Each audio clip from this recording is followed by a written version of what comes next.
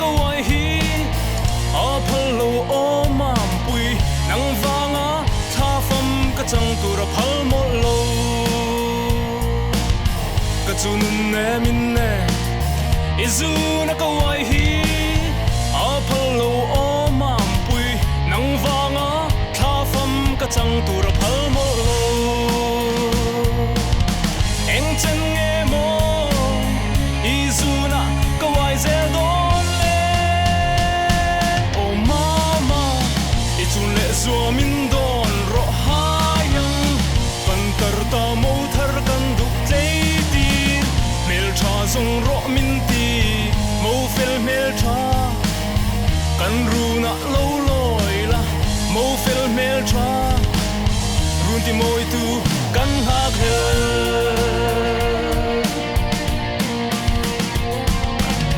ichun le suaten ariang vale hi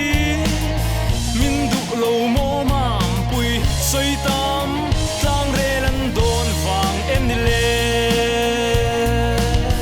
ichun le suaten ariang vale hi min du lo mo mam pui soi tam tlang re lan don wang em ni le kei chuan in e chan mai che ka lau em ani o mam pui ichun le zua don lo vin nang le kei chan tur don zo ro kum tlom run hun leng dun turin nun nem zai dam kan ru na lo loi la tlei tir mel tha zaning e ya lo loi ro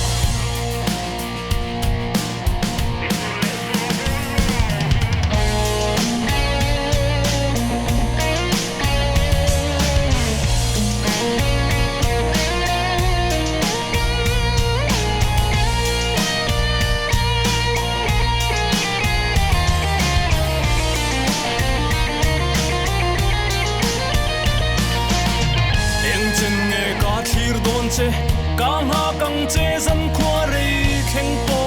in kwan ni mo kwan thum mo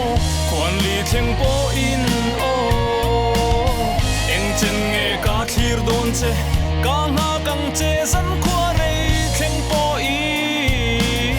kwan ni mo kwan thum mo kwan li kheng po in o VIP kha han the chuak la min zui mai ro o mam pui ichun le zua don ro vin nang le ke chan tur don zo ro kum chuang run hun leng dun turin mun nem zai dam kan ru na lo loi la tlei tir mel tha zaling nge ya lo loi ro kan lo me